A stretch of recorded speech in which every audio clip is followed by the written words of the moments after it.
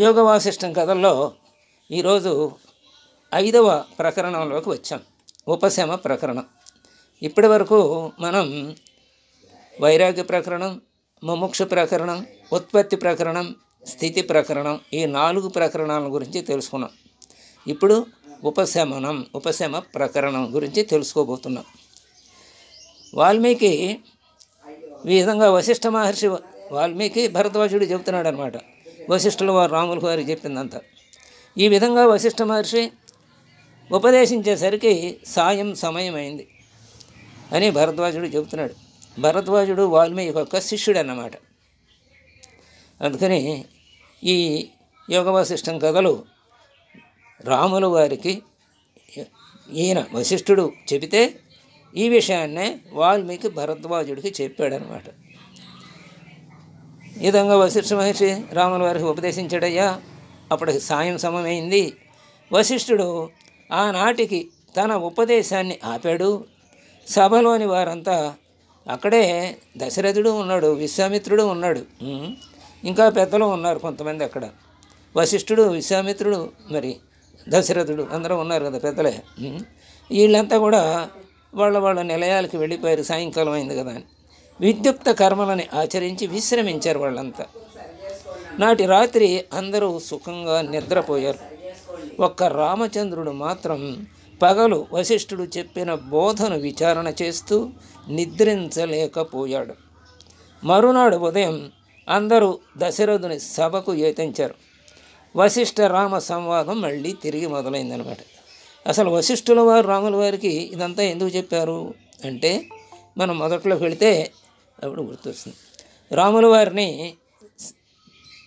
తీసుకెళదామని విశ్వామిత్రుడు వస్తే ఆయన కాదు, సరిగా లేడు, ఆయన మనస్థితి యాత్రలు చేసి వచ్చాడు, అప్పటి నుంచి కాస్త వైరాగ్య స్థితిలో ఉన్నాడు, సరిగా పట్టట్లేదు, ఈ సంసారాన్ని గురించి దేని గురించి పట్టించుకోవట్లేదు అని దశరథుడు చెప్పి, దశరథుడు నేనే వస్తానన్నాడు. కాదు అని వశిష్ఠుల వారు రాముల వారిని పంపించమని చెప్తాడు. అప్పుడు భటుడు వెళతాడు, రాముల వారిని తీసుకురావడానికి వెళ్ళి ఆయన అసలు మన స్థితిలో లేడు, ఏదేదో మాట్లాడుతున్నాడు, అవన్నీ మరి ఏదో మామూలు స్థితిలో ఉన్నవాడు మాట్లాడే మాటలు కాదు అని చెప్పి భటుడు అయితే సరే వెళ్ళి తీసుకొస్తారు. ఆ సభలో వీళ్ళందరూ ఉంటే అప్పుడు అడుగుతాడు రాముడు, నాకు ఏంటి ఇలా ఉన్నావు అంటే, నేను యాత్రలు చేసి వచ్చాను, తీర్థాలను సేవించాను, మహాపురుషులను చూశాను, అందుకని నాకు ఈ ఆసక్తి నశించింది అని చెప్తాడు ఆయన. చెప్పి మరి వరుసనే ఎందుకని ఆసక్తి నశించిందో కూడా చెప్తాడు. ధనమా గుణదోష విచారం లేకుండా అందరి దగ్గరికి వెళుతుంది, అది ఆశ్రయిస్తుంది. ఆయుర్దాయం అంటే చిగురుటాకు మీద నీటి బొట్టులాగా క్షణభంగురమైంది. అలాగే అహంకారాన్ని చూద్దామా, అజ్ఞానానికి అహంకారమే ముందు చేయూతనిస్తుంది. మరి మనస్సేమో సంకల్పాల ప్రవాహం లాంటిది, అది లయిస్తేనే అన్నీ నశిస్తాయి. మరి ఆశేమో ఎలుక వీణతీగల్ని కొరికినట్టుగా ఆశ వివేక వైరాగ్యాన్ని ఆశ ఏం చేస్తుందంటే వివేక వైరాగ్యాన్ని రెండింటిని ధ్వంసం చేస్తుంది, కొరికేస్తుంది, నాశనం చేస్తుంది. ఇక శరీరమా మరణ సమయంలో నిర్దాక్షిణ్యంగా జీవుని వదిలి అలాగే ఉండిపోతుంది. మరి కృతజ్ఞుడు అన్నమాట శరీరం. ఇక బాల్యమా ఎప్పుడూ ఆందోళనలో ఉంటుంది. తనకన్నా పెద్దవాళ్ళ చేత వచ్చేవి ముప్పులు ఏ కోరిక తీరగా పిల్లల్ని అందరూ కొడుతుంటారు కదా తల్లిదండ్రులు అవసరమైతే వినపోతే. కాబట్టి బాల్యం ఎప్పుడు డోలాయమానంలో ఉంటుంది. ఇక యవ్వనం అంటే ఎలా ఉంటుంది, కామం అనే పిశాచం లోబరుచుకుంటుంది పురుషుని. ఇక స్త్రీ అంటేనా మరి మన్మధుడు అనే బోయమానిచే మనుష్యుడు అనే పక్షిని పట్టడానికి విసిరబడిన వల లాంటిది స్త్రీ. మరి ముసలితనం శక్తి అంతా ఉడిగిపోయినా ఇంకా బ్రతకాలనే ఉంటుంది. ఇక కాలమా ఏ పదార్థమైనా సుఖం అనుకుంటే ఎలుక దారాన్ని కొరికినట్టు ఈ కాలం కొరికేస్తుంది. మనం సుఖం అనిపిస్తున్నాం అనుకుంటే వయసులో ముసలితనం వచ్చి ఆ వయసులో అనుభవించవలసింది ఏది అనుభవించలేని తర్వాత అలా ఇలా వరుసనే ధనము, ఆదాయం, అహంకారం, మనస్సు, ఆశ, శరీరం, బాల్యం, యవ్వనం, స్త్రీలు, ముసలితనం, కాలం ఇవన్నీ చెప్పి నిర్వేదం పొందాడు. కాబట్టి వాస్తవ స్థితిలో ఈ ప్రపంచంలో సారభూతమైంది ఏదీ లేదు, వైరాగ్యం లేనిదే సుఖం లేదు అని చెప్పాడు. అప్పుడు వ్యాసుడు, శుకుడు, జనకుడు అనవసర భ్రాంతిని పొందక వ్యాసుడు ఏం చెప్పాడంటే శుకుడికి అన్నీ చెప్పాడు. శుకుడికి అన్నీ తెలుసు. అయినా శుకుడు మరి ఇలాగే భ్రాంతిలో ఉన్నాడు, ఇంకా సంతృప్తిగా లేదు మనసు ఆయనకి. అప్పుడు వ్యాసుడు కుమారుడికి అన్నీ చెప్పాడు, చెప్పవలసినవన్నీ చెప్పాడు, అంతా మాయేనని. అయినా ఆయనకి అది ఎక్కల పాపం, ఇంకా భ్రాంతిలోనే ఉన్నాడు, భ్రాంతి శాంతం వదల, అన్నీ తెలిసినా కూడా. అప్పుడు ఏం చెప్పాడంటే జనకుడి దగ్గరికి వెళ్ళు అన్నాడు శుకుడిని. జనకుడి దగ్గరికి వస్తే జనకుడు అసలు బయటే ఉంచేశాడు ఒక వారం రోజులు. ఆ తర్వాత సభలోకి వచ్చి మళ్ళీ ఒక వారం రోజులు మాట్లాడాల. ఏంటి మరి ఇసుగు పుడుతుందేమో, ఎట్టా ఉంటాడు అసలు, ఈయన పరిస్థితి ఏంటో తెలుసుకోవాలి కదా అని. ఆ తర్వాత అన్ని సౌఖ్యాలు ఏర్పాటు చేశాడు, స్త్రీలను ఏర్పాటు చేశాడు, అప్సరసలు లాంటి వాళ్ళని. ఆ మొహంలోనూ పడాల శుకుడు. అప్పుడు 21 రోజున ఇంత పరీక్షలు పెట్టిన తర్వాత అప్పుడు జనకుడు ఆయనకు నమస్కరించి, మీరు నా సభకు విచ్చేయటం నాకు చాలా ఆనందం కలిగించింది, మమ్మల్ని పావనం చేశారంటూ అప్పుడు చెప్పాడన్నమాట జనకుడు. ఆ జనకుడు చెప్పిందంతా అన్నాడు శుకుడు. అయ్యా మా నాన్నగారు ఏం చెప్పాడు, అయ్యే చెప్పావు, అంతకన్నా నువ్వేం చెప్పలేదు అన్నాడు. నిజమే నాయన, అసలు నేను చెప్పవలసింది లేదు, మీ నాన్నగారు చెప్పవలసింది లేదు, నీకు అన్నీ తెలుసు, మొత్తం నువ్వు ఆత్మస్థితిలోనే ఉన్నావు, నువ్వు జీవన్ముక్తుడివే, కానీ ఇంకా నీకు భ్రాంతి వదలలేదు. ఆ భ్రాంతి వదిలితే చాలా అనవసరమైన భ్రాంతిని పెట్టుకోకు అని చెప్పాడు అనమాట. చెబుతూ అప్పుడు అయితే ఇలాగే రాముల వారికి కూడా అన్నీ తెలిసిన ఆయన కూడా ఆ శుకుడుకు మళ్ళీనే కొంచెం భ్రాంతిలో ఉన్నాడు. ఆ భ్రాంతిని పోగొట్టడానికి విశ్వామిత్రుడు ఏమని చెప్పాడంటే, వశిష్ఠుల వారు చక్కగా ఆయనకి చెబుతారు అని చెప్పి అప్పుడు నుంచి వశిష్ఠ గీతం మొదలైందనమాట. అక్కడి నుంచే ఆ వైరాగ్య ప్రకరణం, అలాగే ముముక్షు ప్రకరణం, అలాగే స్థితి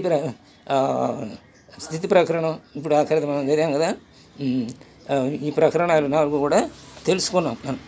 ఇప్పుడు ఈ ఉపశమన ప్రకరణకు వచ్చి ఇక్కడ ఆ సభ ఏమిటి అనేది గుర్తు చేయటం కోసం ఇప్పుడు చెప్పాను అనమాట. ఆ సభలో అప్పుడు ఇవన్నీ వశిష్ఠుల వారు ఆయనకి చెప్పాడు. ఆ చెప్పినవే ఇవాళ మనం విన్నాం అన్నమాట ఇప్పటిదాకా ఈ 4 ప్రకరణాల్లో. ఇప్పుడు ఏమని చెప్తున్నాడు, ఆయన చెప్పినవన్నీ విని నిద్రించలేకపోయాడు. మిగవాళ్ళందరూ వాళ్ళ కర్తవ్యాలు నిర్వర్తించి హాయిగా నిద్రపోయారు అని. ఇక మర్నాడు అందరూ దశరథుడి సభకు ఇచ్చేశారు. ఇప్పుడు వశిష్ఠ రామ సంవాదం మళ్ళీ మొదలైంది. ఇక ఆ వాదన ఎలా ఉందో విందాం. వశిష్ఠుడు అంటున్నాడు, మననం అవసరం నాయన అని చెప్తున్నాడు రాముల వారికి. రఘుకులం అనే సముద్రానికి చంద్రుడవైన ఓ రామ, నేను వచించిన వాక్యార్థాన్ని నీవు పూర్వాపర విచారణ చేశావా? మాయాశక్తి చేత ఈ సర్వం సత్తు అసత్తుగా ఉంటూ పరమాత్మ కంటే వేరుగా ఉంది అని నేను చెప్పిన మాటలు నీకు గుర్తున్నాయా? కాలవశం చేత నాశవంతం, కాలం ప్రతిదాన్ని జీర్ణం చేసుకుంటుంది. అంటే కొంతకాలానికి అయిన తర్వాత ఏదైనా సరే నశించిపోతుంది.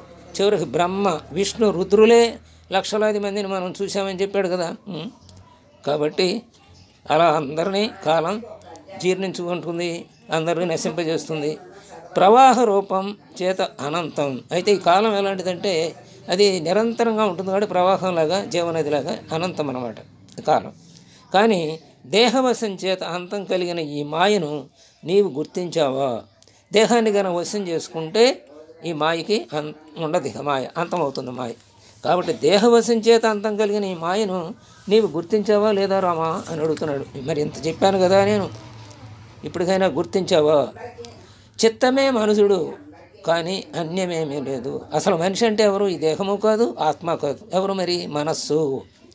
ఇంకా రెండోదంటూ ఏది లేదు అని నేను చెప్పాను కదా, దాన్ని నీవు చక్కగా జ్ఞాపకం ఉంచుకున్నావా?